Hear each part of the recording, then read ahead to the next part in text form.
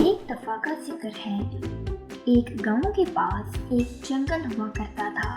उस जंगल में बहुत से खतरनाक जानवर रहा करते थे। अक्सर ऐसे होता कि रात के वक्त जब लोग सो जाते तो जानवर गांव में घुसकर लोगों को नुकसान पहुंचाते।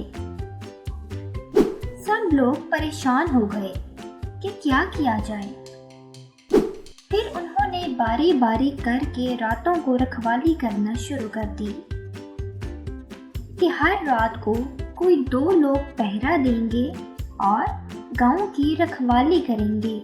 ये करना आसान न था। अक्सर रात को उनकी आंख लग जाती और जानवर गांव में घुस जाते। फिर एक दिन सब लोग बाहर बैठे सोच रहे थे कि क्या किया जाए। एक बूढ़े आदमी ने कहा कि मैं तुम लोगों को एक दुआ बताता हूँ।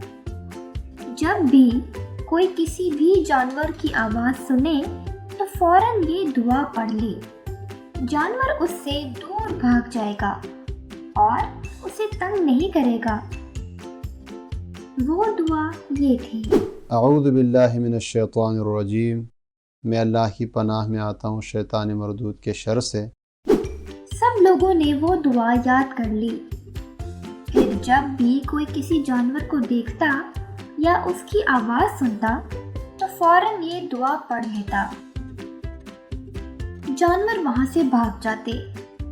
इस तरह सब जानवरों को पता चल गया कि अब तो ये इंसान चालाक हो गए हैं, हमें देखकर फौरन दुआ पढ़ लेते हैं।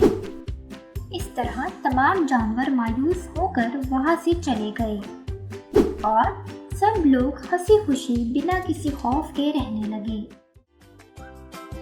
Please subscribe.